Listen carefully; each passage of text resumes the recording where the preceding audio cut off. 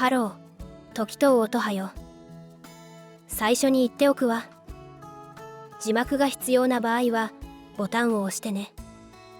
日本語と英語に対応しているわ。他人の恋愛って傍から見ている分には面白おかしく映るわね。本人たちが真剣であればあるほど妙な滑稽さを生むこともあるわ。同時に仲の良さに微笑ましさを覚えることもあると思うの。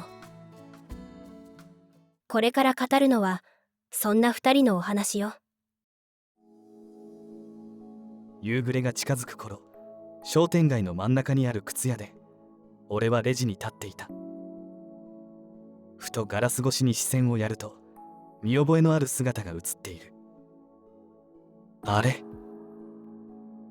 すぐにドアが開いた。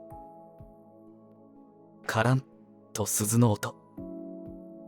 入ってきたのはりっちゃん、茅島里穂。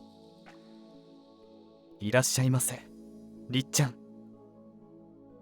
通りかかったからついでに覗いただけよ。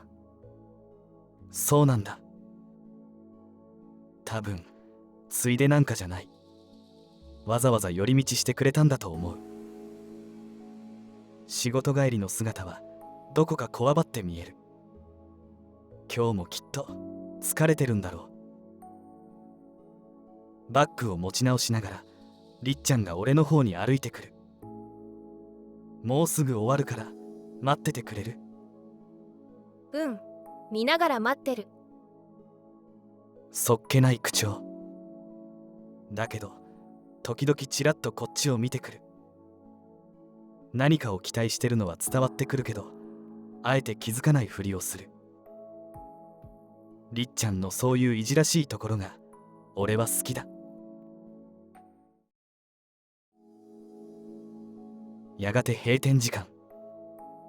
掃除を終えてレジの電源を落として入り口に鍵をかける。ふと外を見ると、店の向かい自販機のそばでりっちゃんが立っている。夕日に照らされてシルエットがふわっと柔らかく浮かんでいた。裏口から回り込むと彼女がこちらに気づいた。お待たせ。お疲れ様。その一言がなんだかぎこちなく聞こえる。俺は少し照れたように笑って黙って手を差し出す。数秒の沈黙。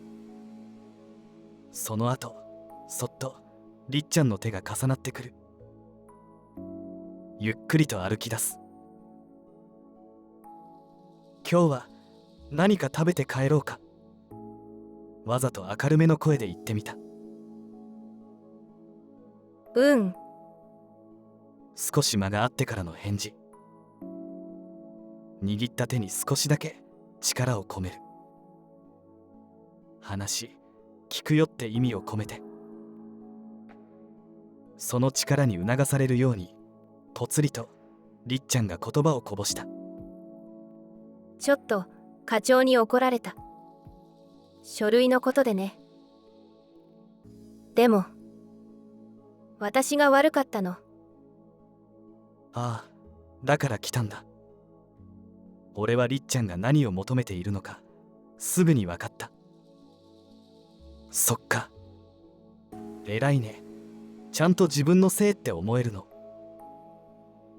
そう言ったらりっちゃんの声が少し低くなる。嫌味。ふてくされ気味に言ってくる。でもそれがどこか微笑ましい。隠してるつもりでも気持ちはちゃんと透けて見えてる。いや、単純にすごいなって思ったからだよ。返事はなかった。でも手を握る力がぎゅっと強くなった。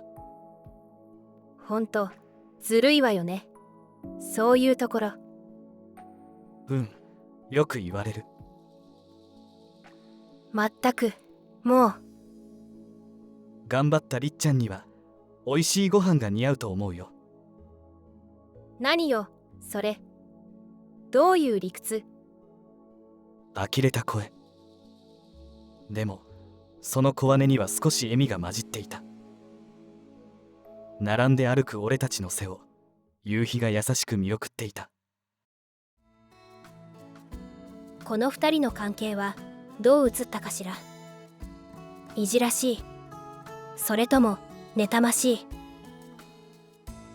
微笑ましいと思ってもらえたら嬉しいわ。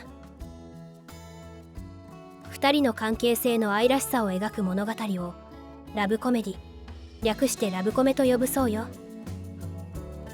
その中でもこの物語はちょっと大人なラブコメ。高辻さんがそう言っていたわ。なんだか見せつけられているようで、これを語るのがどうして私なのかいまいち釈然としないけれどね。まあそれはいつか高辻さんを問い詰めましょう。さて、語り小屋にはサブチャンネルもあるわ。よかったらそちらも見てね。それからこの物語の小説版や動画で使われた台本がテキストで読めるわ。詳しい内容は概要欄をチェックしてね。それじゃあ次の動画で会いましょう。またね。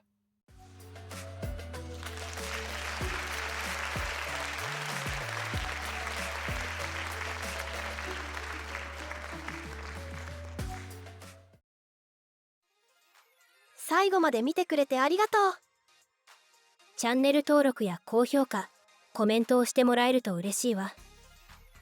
私たちの SNS は概要欄に載っているから、よかったらチェックしてみてね。高辻さんの小説版テキストもあるから、そちらもぜひ読んでみて。それじゃあ次回の動画まで。ごきげんよう。